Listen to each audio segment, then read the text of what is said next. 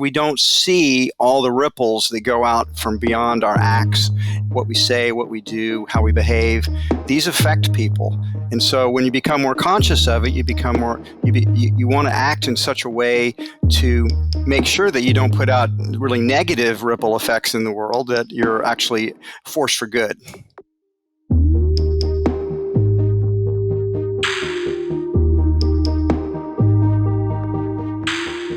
I don't know if you remember the first time we met. I spoke at Voice and Exit, and you also spoke at Voice and Exit. This would have been like 2015, maybe. Go ahead.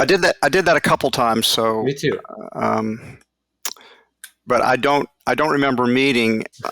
But I did read your book, "Stillness is the Key," and I bought, although I've just started it. Your book on some vignettes on famous Stoics. Yes, Lives of the Stoics? Lives of the Stoics, correct. Well, so I remember I spoke at Voice and Exit, and you came up to me afterwards. Obviously, I knew who you were, and you said, "I liked your speech, but too many war stories." And I've thought about that note many times since. I do probably. You jogged my memory a little bit. I think I might have mentioned that. And then if you looked at my book, Conscious Leadership, I made a point of part of the problem why we don't have more love in corporations is that the metaphors people use are primarily hyper-competitive metaphors of war, Darwinian metaphors of survival of the fittest, and oftentimes sports metaphors with one winner and lots of losers instead of more of a win-win-win perspective. Yeah, I was just going to say that it seems like all what those three worlds all have in common is that they are sort of finite worlds or binary worlds where somebody wins and somebody loses, and that loss is almost always at the that somebody's gain comes at the expense of somebody else's loss. Exactly, a zero-sum game. Yes. And the thing that people don't understand about business and capitalism is that they're not zero-sum games. They are, they're infinite games in the sense that they continue to create value for a multiplicity of stakeholders. And the focus, as we tend to do in the media and intellectuals do, that are anti-capitalist, focuses on somebody losing rather than the cascading effects of multiple winners. Yeah, so you obviously use that word conscious in conscious capitalism and conscious leadership. What is that? What one is supposed to be conscious of? Like, sort of that everyone is winning. That this is to the benefit of as many stakeholders as possible. What does one need to be more conscious of? Great question. So you're really kind of asking the definition of conscious, and obviously, the simplest answer is to be more conscious, is to be more aware. And when we talk about what's important to be aware of in conscious leadership, we dive into it deeper.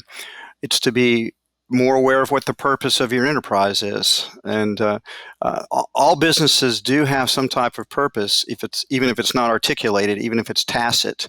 So to be more conscious of it would be to make what's maybe tacit more explicit, more conscious, to be aware of the interdependencies that the various stakeholders have with each other, that customers and employees and suppliers, investors, and the communities that we're part of are all sort of interdependent. And that when you're more conscious, you will manage that in such a way to optimize gains for all of the stakeholders. And the difference between stakeholders and shareholders is one you've made several times before. It seems like maybe a definition of conscious is sort of the opposite of conscious leadership or capitalism is the kind of tunnel vision that leaders or companies have, where they're really just focused on a singular stakeholder or a singular winner, as opposed to expanding out that definition of who can benefit from what you're doing. That's correct. I think that's exactly right. One of the problems that I have with the current ESG trend is that it still doesn't recognize win-win-win philosophy. It still doesn't recognize the interdependencies, although you might think it does. It's still in a win-lose game. It's just saying, you know what? We want the stockholders to win a lot less, and we want this money distributed to the environment or to social causes or social justice causes. So they still got this binary win-lose. They don't see that's not conscious capitalism, and even though it sometimes masks itself to be that way. Well, it's funny. The one Stoic that I didn't include in Lives of the Stoics, his name is Heracles, and he came up with this. It's basically his only accomplishment, which is why he's not in the book, because I was trying to talk about the lives of the Stoics as opposed to just the philosophies of the Stoics. But he sort of calls it the circles of concern. And it's this interesting graphic you can see, but it's like, obviously there's oneself, then there's one's family, then there's your extended family, then there's your community or your neighborhood, your community, your country, the world. It gets bigger and bigger. And he's sort of saying that the purpose of the philosophy of Stoicism is to kind of bring those outer rings closer towards the center, so that you're more conscious of the implications of your actions and the impact of what you're doing on a larger and larger group of people, which kind of sounds anti-Stoic, because the Stoics are just supposed to focus on what you control. But I think what you've shown and what great companies show is that actually one individual can have an enormous impact on a large number of individuals. You just triggered a few thoughts. Yes, okay. I use that particular metaphor frequently myself, that part of growing in consciousness is to become more, your circle of concern. It starts with yourself, then it expands maybe to your family when you're young, and then maybe it starts to expand to a group of friends, and then maybe however you self-identify, maybe it's your class or your race or your gender, but then maybe it's your country. And then maybe it's just people in general, and then maybe it's include animals in that circle of concern, sure. Or maybe even all of life, or maybe even the ultimate, I guess, would be the multiverse. Sure. And the second thing you triggered is that we tend to underestimate the impacts that we have in the world. So when you say what you can affect, well, actually you can affect a lot more than you realize. Let's take yourself, for example. You've written these great books, and one of the unfortunate things about being an author is you don't always see the ripple effects that your sure. works. Sometimes you get the feedback. It's like, well, I read your book, I loved it, made a big impact on me, and that always makes the author feel good, right? Yeah. But there's also secondary and tertiary and effects, because then they pass that book on, or those ideas, they internalize them and they share them out with other people.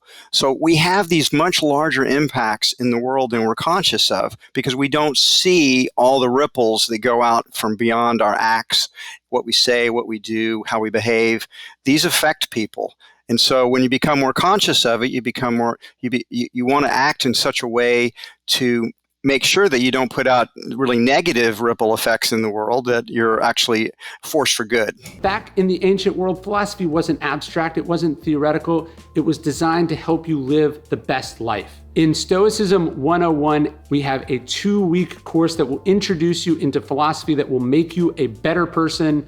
There's interviews with me, daily lessons that will challenge you to be better, give you new ways of thinking, tackling the problems of life, becoming your best self. As Marcus Aurelius says, you could be good today, but instead you choose tomorrow. Epictetus says, how much longer are you going to wait to demand the best for yourself? Check out our new course, Stoicism 101, at dailystoic.com/101.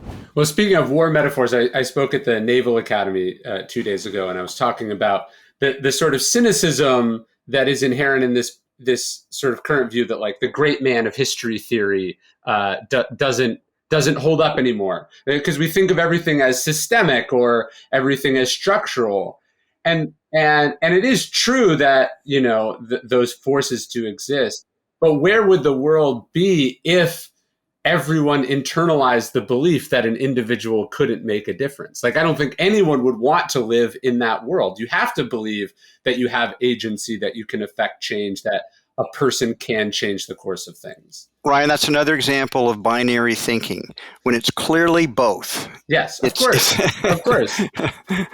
Individuals do have a major impact, and so you don't want to restrict your study of history to simple simply people, but tell me somebody like Elon Musk is not having a big impact in the world today, and I'd say then you're not paying attention, because he's Right. having a huge impact. He's changing our lives in multiplicity of ways, and he's just one example. There are obviously many, many, many, many, many others. We all have this potential to have an impact, although obviously Elon Musk creates a bigger wake, a bigger ripple effect than most people do. But then again, we're all products of our culture, our environment. So it's obvious to me that it's both, and I don't know why people argue about it really. Yeah, no, it is strange, and also I think there is a certain amount of ego in thinking that like if you can't, it's both ways. It's like to change the world, you have to be Elon Musk, right? Or if you're not Elon Musk, you're not making a difference. But in reality, like I think about this as far as the Stoics go. Marcus Aurelius has a philosophy teacher named Rusticus, and Rusticus gives Marcus Aurelius a book. He gives him a copy of Epictetus. And this is the philosophy that changed Marcus's life, and who in turn changes the world. And so, like that, obviously Rusticus goes on to do other things. But if that had been his sole contribution to humanity, handing one person a book, that would have been that in and of itself changes the arc of history. And so I think the idea that we all have these roles to play, some of these roles are very large and very public. And some of them can be quite small. I imagine running a company with thousands of people, you see that too. Obviously, some people have an outsized role and some people have a small role, but none of it works without the individual doing their role and doing that role well. I totally see it the same way. I do think there's a tendency, particularly for young people who are a little bit less emotionally and spiritually mature. There's more ego. There's more of they may feel the impulse for the hero's journey in their being, but they don't know how to express it. I see this all the time when I talk to young people. So they have some kind of grandiosity. It's like, I want to really change the world. It's like, well, you follow your path and some opportunities come your way, and answer the call when they come, but don't be too hung up on having some kind of Elon Musk impact, or it doesn't count for anything. Yeah. And by the way, if you're driven by that much ego, chances are you may not accomplish as much as you would if you were to be more emotionally and spiritually intelligent. I like the expression "make a dent." It seems a little humbler. Instead of changing the world, I'm just going to make a small dent in things. Well, that's the metaphors and language kind of shape our thinking. And think about what a dent is. It's I think about like dents in a car. Yeah, You it's don't not want great. to. That's true. It's if you used other metaphors like let's if we just create a little more love in the world, Sure. that's going to, if just with our children or with our friends, that again, that ripples out. So it's uh, more creative metaphors, like a work. Nietzsche said that our life can be like a work of art. I like that That too. we're creating a work of art. We're creating something beautiful. The good, the true, and the beautiful, arguably the three highest values, at least as Plato identified it. Some expressions of all of those, any of those, is making the world a better place. So why is it, do you think, that leaders or businesses or capitalists are not as conscious as we might like them to be? Is it that in the short term, it's better for business to not be conscious? Is it easier to not be conscious? Like I can see the self-interested case in doing it, but clearly not everyone is responding to that incentive. Well, first, I would sort of question the implicit assumption you just made, which is somehow other business people are less conscious than other sectors of society. I don't think that's true. I think it's you can name your society, the academy, uh, military, government. Where exactly is this fountain of consciousness that Oh, leads the I pack? certainly agree. I would say the conscious leader is the exception, unfortunately, rather than the rule. I think that's true, and that's true in all fields of life, not just business. For But I sure. would say, after I defend business in that sense, to make sure it's not seen as second class, um, I would say part of the reason is business people tend to be more doers. Mm. entrepreneurs in particular, they're out there. I think Marx once said that the problem with I'm paraphrasing. The problem with philosophers is they just want to interpret the world. The secret is to change the world. Yeah. Well, entrepreneurs are less about interpreting the world and a lot more about changing the world or doing something. So when you're focused primarily, unless you have balance in your life, where you have some type of you're doing inner work in some way, and you're just doing, then you're not going to be as conscious. Obviously, again, I reject those binary sort of Sure. polarities. It's both. We need to be doers, and we need to be reflective, and we need to be growing in our internal being. Both are important. We'll be more effective in the world if we grow our internal being, but if we just grow our internal being and we don't do anything, then our impacts or our ripple effects are smaller. That makes sense. Is the connection between conscious leadership and then conscience? I'm sure you've noted that similarity before, but is there a relationality between those two things? I think so. I mean, when we talk about our conscience, we're mostly talking in the ethical realm. And so that is part of being conscious, is to have a conscience that a well developed ethical intelligence and ethical sense, have integrity. That's an important part of consciousness. But they're not synonyms, because conscious, I would argue, is bigger than includes conscience, but is not limited to it. No, that makes sense to me, because I suspect, and this is, I think, true for business, but also just true for leadership in general. One of the reasons we maybe don't want to be conscious of certain things in the awareness sense, like we don't want to know what's happening in the factory in China, just like we don't want to know how a person is struggling under the weight of what we're asking them to do. Let's say we're a military leader. We don't want to think about the effect of sending someone on this assignment or asking them to do this amount of work or subjecting them to this amount of stress.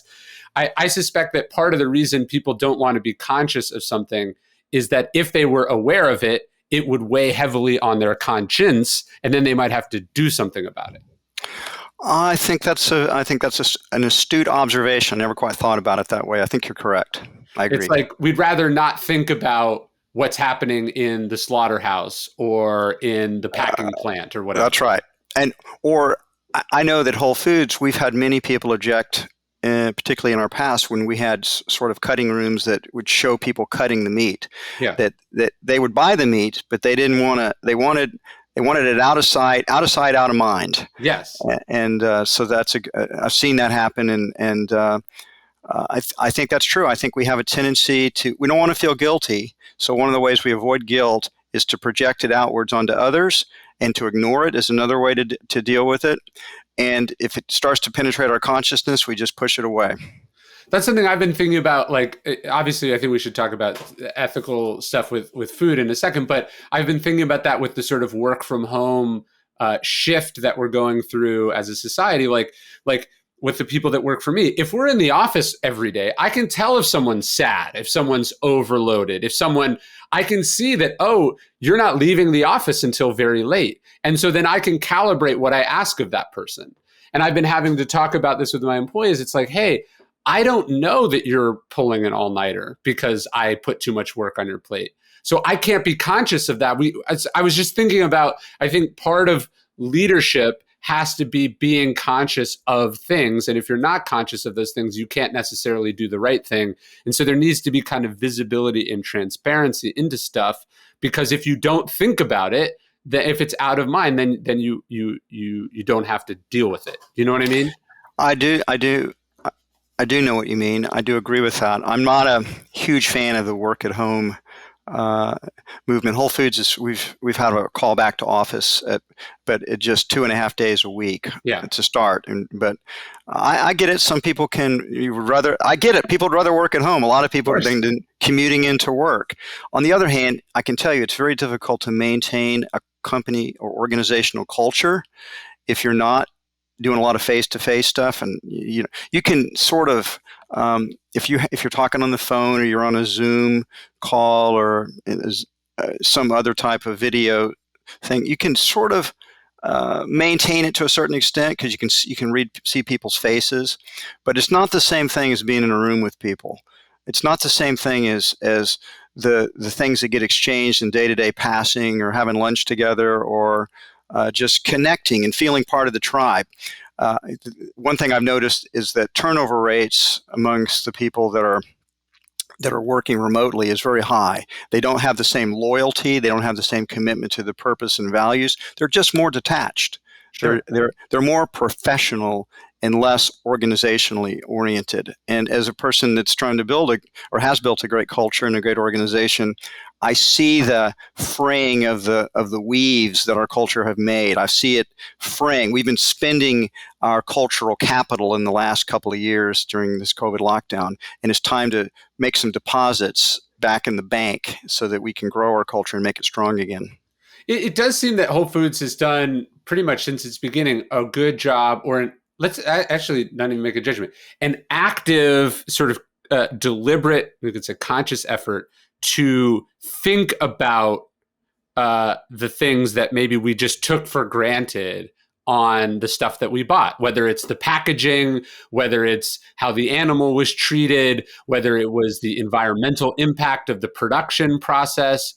Was that just something you always thought about? Like you just wanted to know where the stuff you were buying came from? Is it something that as you started a company, you started to get more insight in it and you wanted to bring people's attention to that? I mean, obviously, it's also kind of a marketing differentiator. But what's behind that sort of cultural commitment to caring about where the stuff came from or how it was made? Great question, Ryan. I think it's best understood as a process because over time. Because when Renee and I started back in 1978 was our first store called Saferway here in Austin, and I mean I was 24 and Renee was 20, so we didn't, we weren't particularly conscious, but we had a lot of idealism and we had a lot of energy and a lot of enthusiasm, and I would say the higher purpose of Whole Foods when we got started was we wanted to sell healthy food to people, earn a living, support ourselves, and have some fun. Right. And we're still doing all those things, literally 44 years later, but we've grown in complexity, we've grown in depth, and we just learned and grew. And not just Renee and I, but the other people that came on, the culture that we created, the values that we tried to articulate, not just from me, but from all the leaders, because it's clearly a collective enterprise with thousands, tens of thousands. We got 105,000 people working for the company now. It's a lot of people contributing to who we are, what we believe in, what we put our focus on, and what we don't. And that's changed. And I'll say because of the interdependency of the stakeholders, Ryan, what our stakeholders, what our customers want matters. What our team members want is important. What our suppliers are trying to do is important. And I will say also the activist community, because there are tons of food activists, from environmental people to animal rights people, to people worried about diversity, worried about gender differences. I mean, there's so many pressures that come into play now in a larger corporation. So many stakeholders that want to have a say. That all has an influence. They have their ripple effects as well. So they make you. If you listen to your stakeholders, they help make you more conscious. They help you become more conscious because they are seeing things that you don't see. You're blind. We all have blind spots. But when you're embedded in a greater community of stakeholders and you're listening to all of them and interacting with them, you're all learning and growing together. Maybe not at the same pace, but they definitely impact the way they've all impacted Whole Foods from the very beginning, really. Well, yeah, I didn't think about that. In a company or a business or an industry or an organization that is conscious, it's also made up of conscious individuals. And so if you're conscious of what they care about and they're conscious of things that you don't know about, that you don't even know you don't care about, that's what creates those ripple effects. Because suddenly, if you're a business and you care what your employees think, and your employees, because they're younger or different or in a different socioeconomic background than you, they care about this issue. That surfaces up to you, just as the suppliers or the shippers or the packagers, they all bring and surface different issues or concerns or needs up through the organization. And then leadership's job is to decide which of those to integrate and how to accommodate for that. That's correct. I'll tell you two quick stories that kind of underscore the point you just made. The first one is if you look back on Whole Foods Markets, it's called our Declaration of Interdependence, which we articulated way back in 1985 the first time, and we've updated it a few times since then. In the initial version, we really called out the stakeholders, all of them except for one stakeholder that was important, and that was suppliers. Ooh. There is a tendency in business to sort of take a zero-sum approach with their suppliers, just try to get the best deals they can, and they're not thinking of them as partners. And I got sort of cornered at a national natural foods expo convention many years ago now, a couple of decades ago, saying, "Hey, you guys talk a lot about caring for suppliers, but it's not even in your mission statement. We're the one stakeholder you don't even call out." And I said, "That's not true." And I went and reread it, and it was true. We had left them out of the narrative. We left them out of the circle of concern, you might say. And so, and then they also said, and you don't walk your talk. You're not caring. You have a more exploitative. You're like other corporations. You have an exploitative attitude towards your suppliers, and you say that that you should be more conscious, and you're not conscious in this area.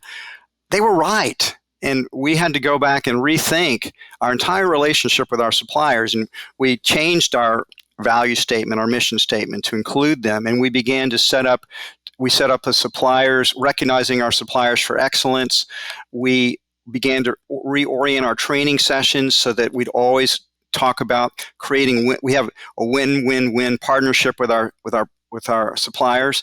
That changed because the suppliers spoke up and said, "You guys you're not conscious enough in this area."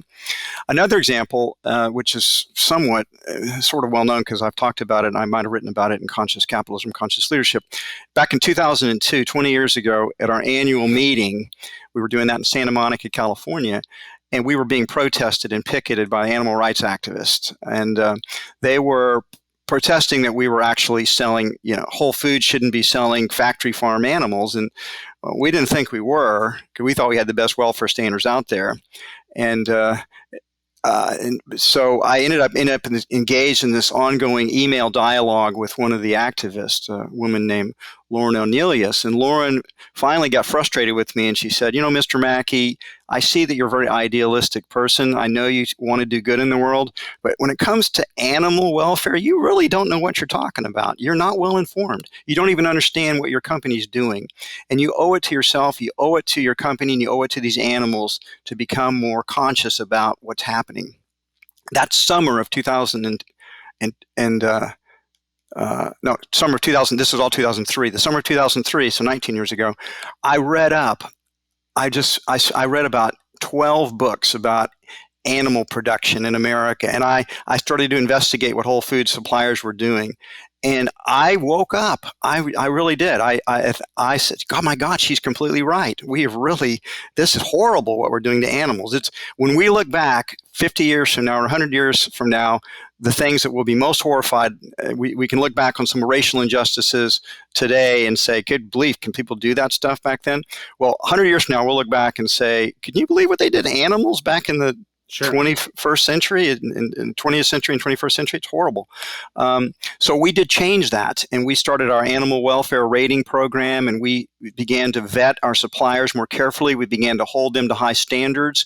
We set up an organization that actually certifies we funded an independent organization to help certify the animal welfare.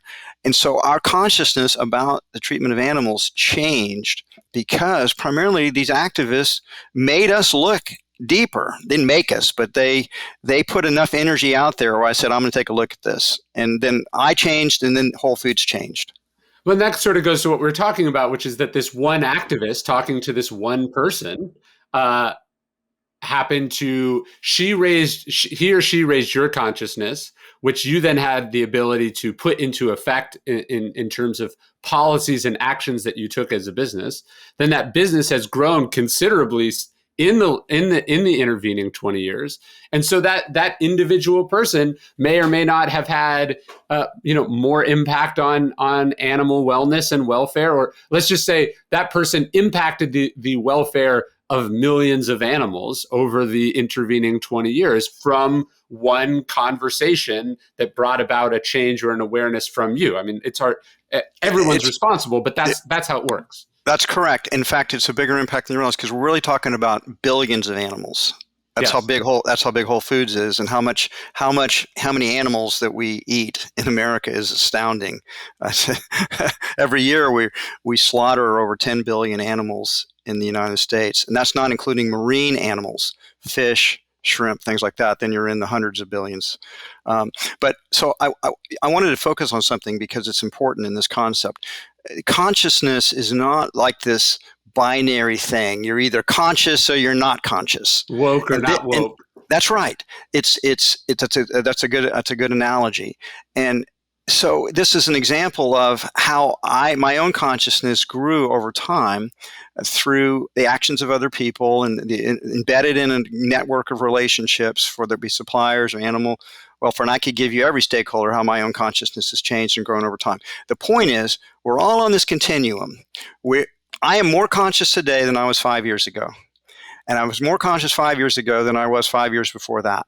It's kind of and I hope and pray I'll be more conscious 5 years from now than I am today, because and I think that's true for people. We're all kind of on a journey of becoming more aware, becoming more conscious. I don't know if there's an end point to that, but I have a strong feeling I'm not close to it, whatever it might be. So that's just very important, because there's a tendency, people ask me all the time, do you think that's a conscious business? And it's like, well, it's conscious in some ways and less conscious in other ways, just like you are in your own life. Is it an unconscious business? Might be a question, but could it be a more conscious business? Is really what we should be focused on. Yes, and the truth is, every business could be more conscious than it is, and part of what we try to do is get our businesses in the world to be more conscious. And frankly, we're making a lot of progress. The way I see it, it's not the same as it was 10 years ago. Well, you know what's funny about that story too? It's almost binary, too binary to think about it as this person had a conversation with you and that changed what Whole Foods did, which changed how you impact the animals. But the other way to think about it also is, well, what was the precedent that was set there? What is the trend that was set there? As a market leader, what did your decisions and your sort of moral leadership in that sense, what did that do to your competitors? What did that do to the consciousness of the shopping, of the consumer public as well? And so the impact ripples through even more than we might think it. We don't just impact ourselves, but by becoming more conscious, we can also sort of inspire other people to come along with us on that journey. I think that's true, and I think it did impact our competitors. At least it impacted their marketing departments, because they started to market themselves differently, whether they changed their actions or not. Unless you're getting third-party certification, for example, on seafood sustainability or animal welfare, chances are it's just marketing ploy to. Well, we talk about virtue signaling, and obviously that's not great. I'd rather people signal virtue than signal vice. But yes, a lot of the statements or actions that people take are more symbolic than substantive, unfortunately. It is true, but if you view that also on a continuum, I think I don't know who said this, but hypocrisy is the honor that vice pays to virtue. Yeah. Yes. and hypocrisy is kind of a step along the way, because eventually people call you out on it, and you have to try to walk your talk. So it's a stage that they've at least accepted the premise that X is good, right? That's That right. not abusing animals is bad, or that abusing animals is bad. They've accepted the premise. They haven't quite actually fully bought in with their actions or put their money where their mouth is, but they're at least pretending. Yeah, it's interesting to me from not really don't want to get into a political Yeah, discussion, but it's interesting to me how many people, how virtue signaling's, by the way, I don't think we had that term until fairly recently. yeah, very recently. Now we're very conscious of people that are uh, wanting to signal to others that actually I'm actually a very virtuous person, because not because I've done anything, but because I vote the right way, or I say the right things. I'm against racism. I'm Black Lives Matter. It's like, okay, great. What are you doing Yeah. exactly? I mean, what are you actively doing in the world except claiming that you care about these things? If you care about poverty, what are you doing to remediate it? I mean, except, saying that you just vote for people that are abhor poverty is actually not doing very much. That's a pretty small ripple effect. Let me put it that way. Well, don't you think that is kind of a problem? Like, I think we often think about affecting change as something that other people do, or that needs to happen at the sort of the global or the national, like the federal level, right? I had Tobias Lutke on the podcast, the founder of Shopify, and I was saying that what I liked about Shopify, what's so cool, obviously, like most of my books I publish with a publisher, so like I send them a digital manuscript and then it just comes to an existence. I don't have any impact on where they print it, what materials they use. I don't have any impact on what fuel they put in their trucks. Like I don't have any impact on that. But when I make my own stuff, like I make these challenge coins, and like I make other stuff that I can sell directly to my audience as a capitalist. When Mm-hmm. I'm the capitalist, I get to make those conscious decisions because it's my call, right? So the decision to make it in the US, or to go like, hey, why are you wrapping? Like, I remember when we first started making these coins, they would send them to me, and each one was wrapped in plastic. And I'm like, the coin is brass. Why do we need to put it in a plastic bag? that the like, we went to the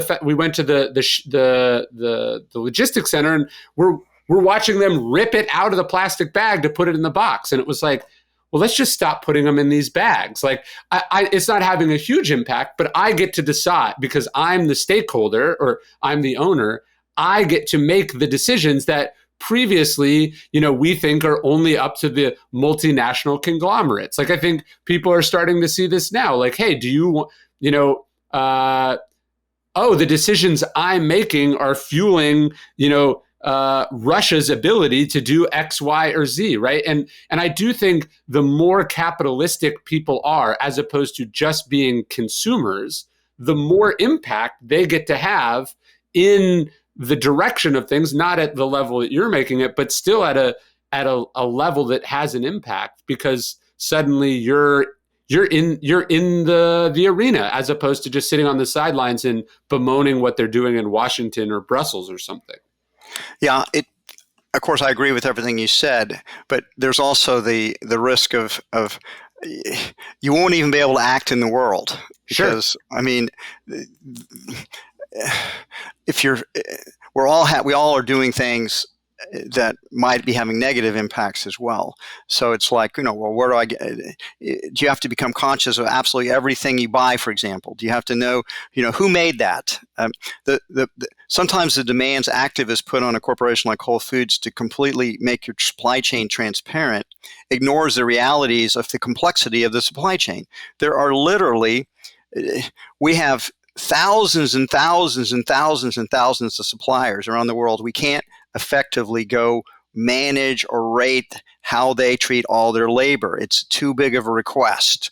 And then the people that they're employing, that the supply chain that your supply chain is using to create their supply chain, because it ripples off till you're at the end of the day, it's all interdependent, it's all connected, and we can't change everything. You can't, and you'll ruin your life by trying to analyze or research out the impacts that you have. And I've seen people get their lives so sort of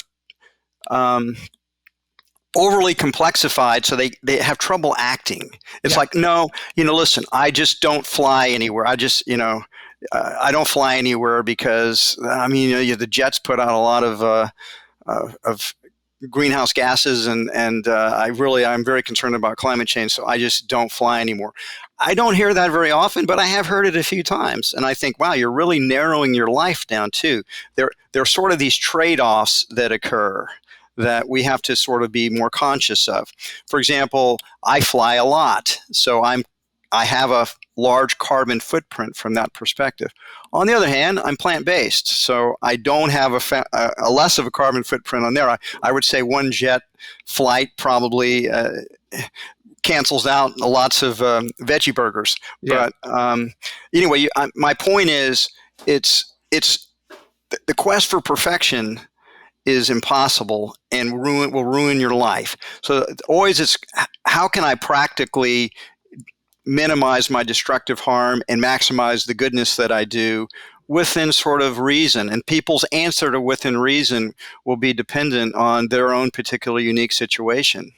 Well, that's what I was going to ask you. How does one think about that? Because you're right. You could, if you were trying to be perfect, you'd become paralyzed. If you were trying to be morally pure, you could never do anything.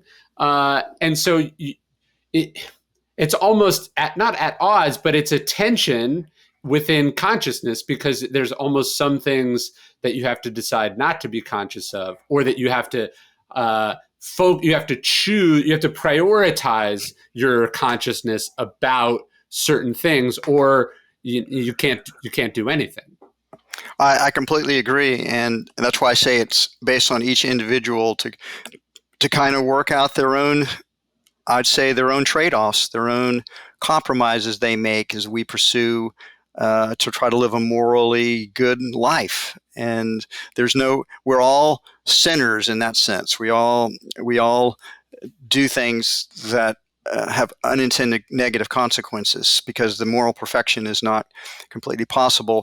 Or the trade-off is so great, meaning you would basically live and not consume almost anything, and we'd be back into sort of the kind of existence we had in hunting and gathering days if you were trying to just minimize all environmental impacts.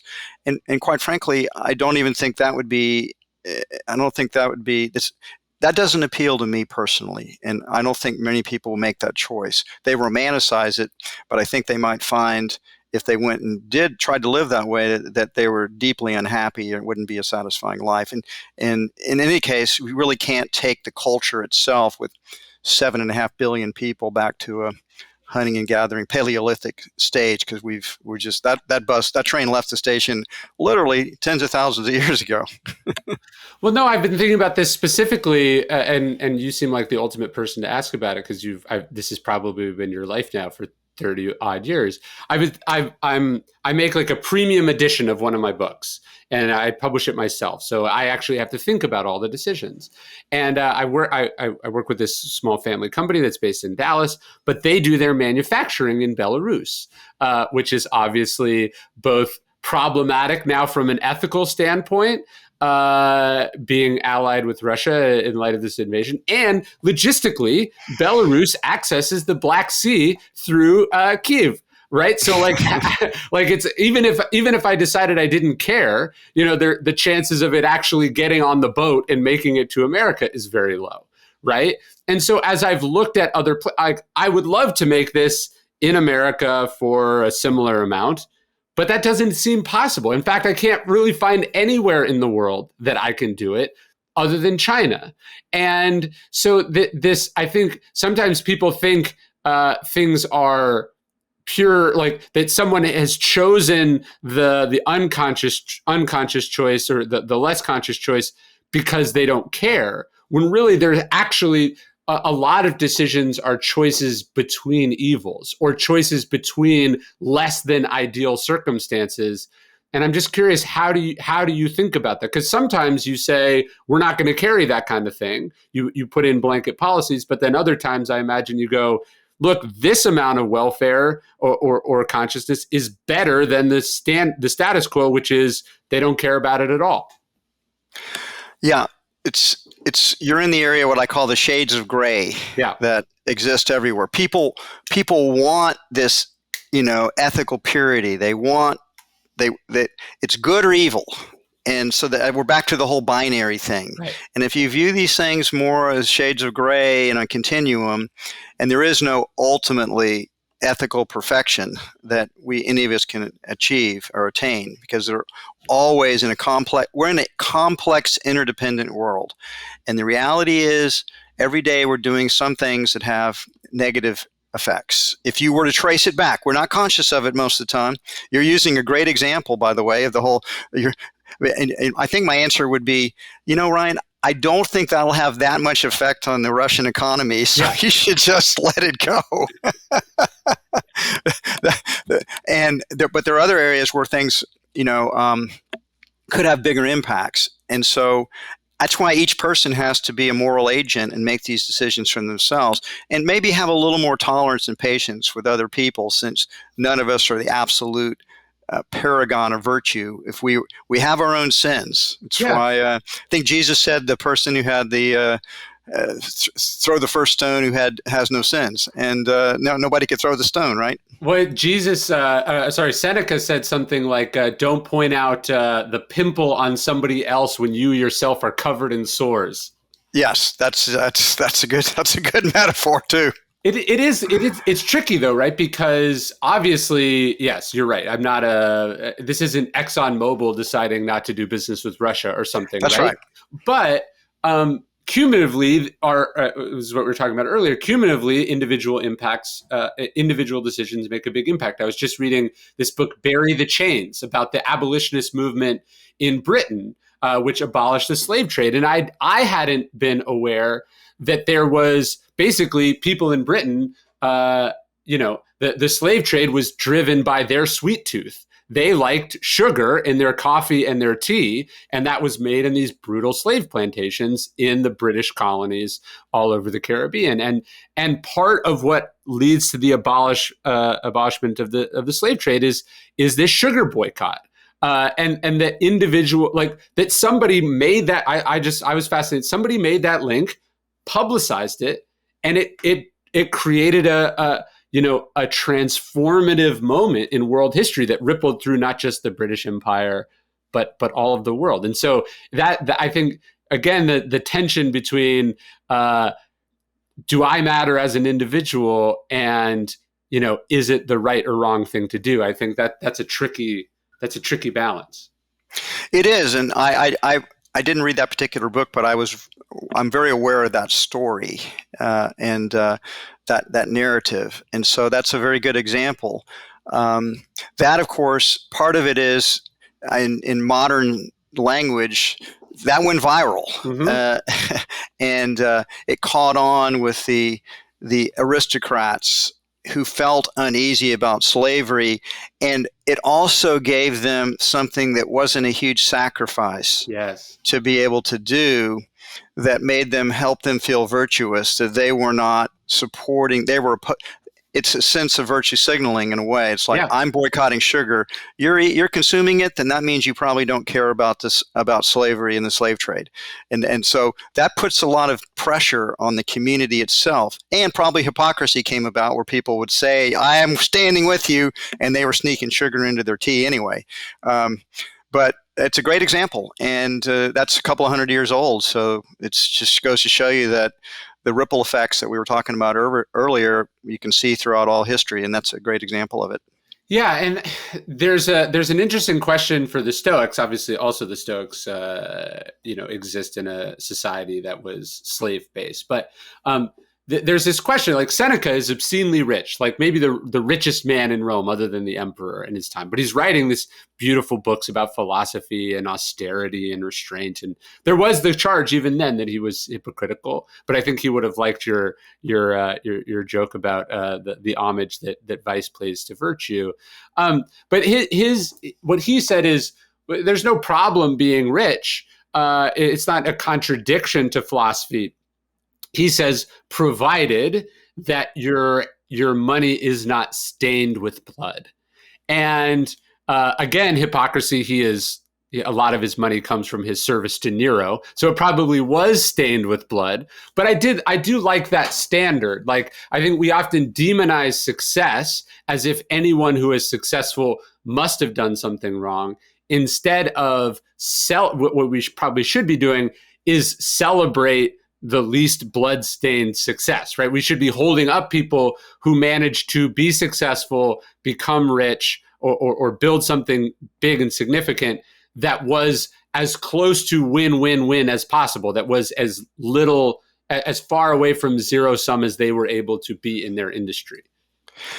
Yeah, I'm glad you brought that up because it triggers a few thoughts here. First of all, if you go back to the time Seneca was alive, they had markets, but they did not have a market economy.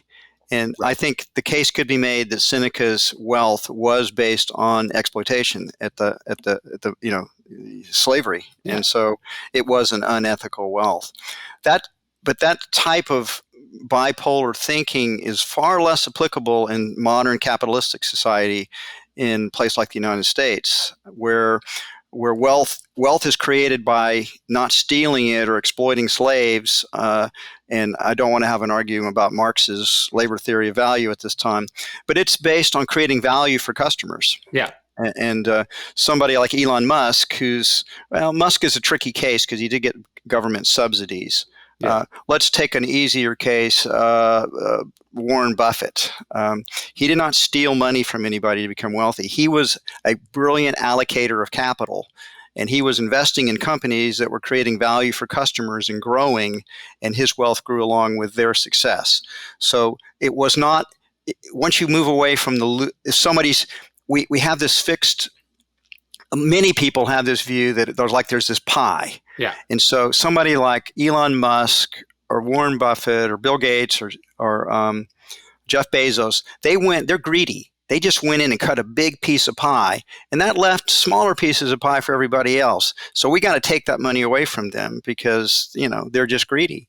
And that's not the way it works. It's not this fixed pie. That's the wrong metaphor. It's this, they're growing the pie by creating innovations that change our lives for the better. In the case of Elon Musk, I mean, the ripple effects of what Tesla is doing in the world are profound. Yeah. And SpaceX, which people don't even realize, may even have a bigger impact in the world than Tesla has had, primarily because of the global internet operation that SpaceX has created, like we saw utilizing in Ukraine right now, that promises high band internet service wherever you are in the world. So in places like Africa, they don't have to build an infrastructure of cell towers or landlines all across their country. They can just use these satellites and get a high bandwidth experience for both telephony as well as the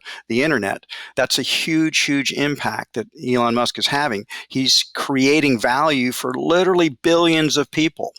And nobody hadn't stolen the money from them. They traded because it was in their self-interest to do so, and that has created these ripple effects of win-win-win all through the supply chain. So I would say somebody like Elon Musk has done amazing amount of good in the world, although he's frequently not credited for that because people are envious and resent wealth. But it's different. I'm trying to argue that's different than Seneca's wealth back in a couple thousand years ago. Well, I try to talk to authors about this. Like, we're not in competition with each other.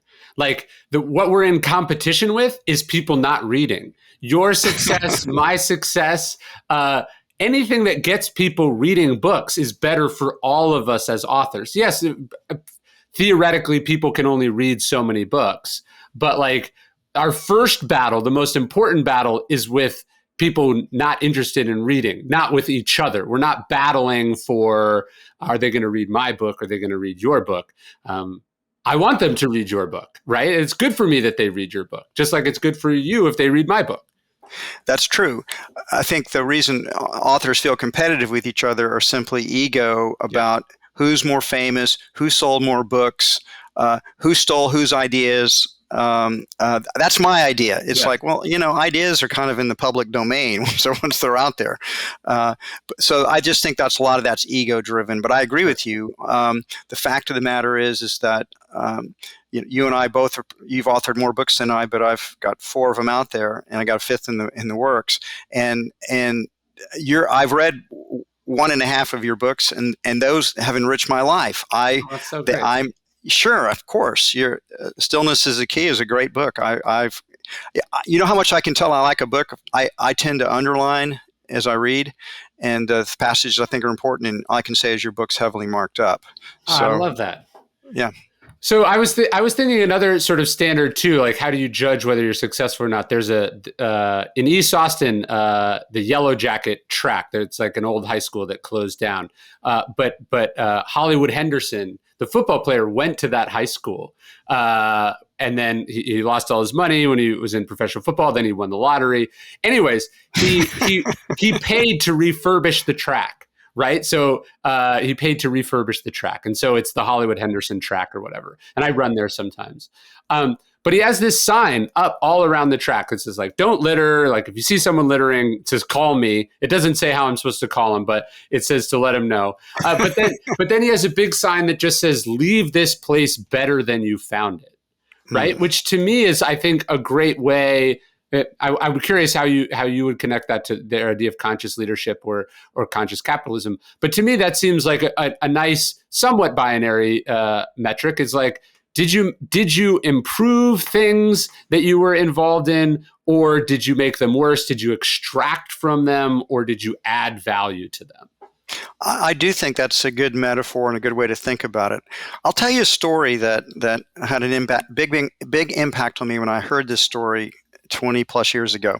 It's, you know who Buckminster Fuller was? Mm-hmm. Because he's been dead for a while, so people are forgetting about him. But what people don't know, he was a futurist, and he has published, he's got, I don't know how many patents. He's got 100 patents and published maybe 25 books. A very influential guy, particularly when I was young, in my 20s. He was world famous. And when I read this story of him, Buckminster Fuller, when he was young, when he was about 30 years old, Ryan, he almost committed suicide. He got to the brink of it because he'd lost his daughter from spinal meningitis, and his wife divorced him. He was in a deep depression. He was on welfare, living in Chicago, and he just thought, you know what, the life's not worth living, and he was going to kill himself. And right before, I think he was going to jump off a bridge, and before he did it, he kind of had this spiritual awakening where it's like an idea flashed into his brain, and the idea was this: how about instead of killing myself, I find out how much good one person can do in a lifetime. Wow. And so he devoted the whole rest of his life to sort of maximizing the amount of value, the amount of goodness he could bring into the world. I read that, and chills went up down my spine when I read that, and I thought, I'm going to do the exact same thing. So I've devoted my life to how much good can I do before I pass out of here? And so I'm very conscious of trying to do good in all circumstances and all situations, and then to think strategically about it. How can I have even a bigger impact than I've already had? And so that's a good standard to live your life by, in my opinion. No, that's a great story. I love that. Do you know the story of the starfish washed up on the beach? I'm sure you've heard this one. It's kind of a cliche. Tell me again. A kid walks down to the beach, and he sees there's been some storm, and thousands of starfish are washed up on the shore. There's more than them they could possibly count. And so he's just one by one starts throwing them back in the ocean. And this, a wise adult comes up to him and says, you're not possibly going to be able to throw all these starfish back in the ocean. Why are you doing this? It doesn't even matter. And then the kid just looks at him and he says, it matters to the starfish, right? So that you can't possibly impact all of the things, but each individual person that you help or do good for, that is a certainty. And I think the Stoics would say that is in your control. You can't, it's out of your control to save all the starfish, but you could save 1 or 2 or 5, and that's enough. It's better than the alternative, which is doing nothing because it's too big or systemic or structural. I hadn't heard that story before, believe it or not, but it's a heck of a good story, and it is how we should act in the world. You don't have to transform the world. It's just how much good can you do? And if you save even one starfish, that's a good thing, Yeah, because it's a good thing to the starfish. It may not save all the starfish, but one's better than nothing. I love it.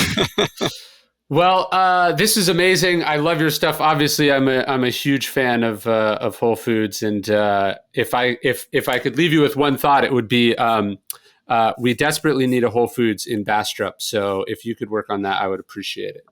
I'll tell you a story about Bastrop, which is that's where my mother was born. My Really? mother my mother grew up in Bastrop, but we're talking about she was born in 1923. So Bastrop, there was no 71 or anything like that back then. And it was just a little tiny town, and all she wanted to do was escape from Bastrop. And she moved to Houston and went to Rice and met my father, and they got married. But Bastrop, and we've had family in Bastrop. I've all passed on now, but we used to go visit Bastrop when I was a little boy to visit her family that was still there. Did you ever go to Tracy's grocery store in Bastrop, the little drive-in grocery store? It opened in No, 1941. I never have been there. Oh, it was for sale. I bought it with some friends. It's this little like historic sort of mini mart right up on Main Street, and then I have a bookstore here too on Main Street also. That's where I'm So talking to you from now. you're living the idyllic small town life, while you've kind of retreated like a Stoic would do, to contemplate the world while doing good and having this influence outside of Bastrop, while the big city is only 30 to 40 minutes away. I think Bastrop's the little hidden gem in Austin because I can get to the city faster than some people that live in Travis County. But then I've got like a little farm out here, and my kids are basically wild animals, and then we've got the little small town Mayberry thing too. Well, I got good news and bad news for you. The good news is your property values are going to increase radically. Yeah. The bad news is with Elon Musk just opening up the Gigafactory in the east, that the Yeah. growth in Austin is begin to It's heading insane. is heading east. And so if you think about a place like LA now, Yeah. and you have all these areas that we think of as just part of they used to be small towns, Yes. like Glendale or Sherman Oaks, or I've been to the Whole Foods in Glendale many, many, many, many times. did you used to live in the LA area? I did. Yeah, I lived in Silver Lake. Silver Lake, yeah, we have a store in Silver Lake as well. So anyway, I predict that 30 or 40 years from now, Bastrop's just going to be seen as a distant suburb of the growing Austin metro area. I think so too. It's going to be all Elon Musk because they're also opening they're building a boring company out in Bastrop County too. Very cool, and it looks like Elon Musk is going to be the owner of Twitter. Oh my God! I hope that's going to move here too. It's going to be a whole thing. You think Twitter will move to Austin? No, I'm saying if he buys it, is he going to move that here too? It's going to be. Oh gosh, he might. He really might. So, hey, there's a guy that we talked about before, though, that is having this, massive impact on the world, and so you can never say that individuals don't matter, because they clearly do matter. It's just a matter of degree. Well, likewise, I don't think he would be coming here if you hadn't, for the last almost 40 years, been transforming Austin into a place that people want to come, and an ecosystem. And I also had Michael Dell on. The two of you are two of the tent poles of this wonderful city that I love very much. Michael Dell and I'm a little older than Michael, but we both went to the same high school. And we grew up, within about, I don't know, less than a mile of each other. Crazy. Even though I didn't know it. He would have been a little kid when I was, going to high school. But it's interesting. He's one of I know Michael. He's one of my heroes. He's done a lot of good in the world. He's great. Well, I love, I thought I had it here. He gave me a great little mantra that I talked to him about. Pleased but never satisfied is, I think, a great way to think about personal growth and success and all of that. Isn't that kind of the title of his new book? Is that the title of the book? I thought it was. It's something similar to that. He has two. He had two. It's please but never. Let me see. Let me pull it up so we don't. I don't. I haven't read his new book, Oh but no, no. The book is the other one, which is also great. Play nice but win. play nice but win. Yes, Yes. exactly. He's got a bunch of those. Those are great. Well, those are good aphorisms, both of them. I think so too. John, this was amazing, and thank you so much. All right, Ryan. I hope we get together sometime in person I and would like continue that. our conversation. I'll see you at Joe's house sometime. Joe Lonsdale. Yes. Oh yeah, Joe's one of my friends, and he's an amazing guy. He's a guy that's going to have a huge impact on the world before he's done. I think so too.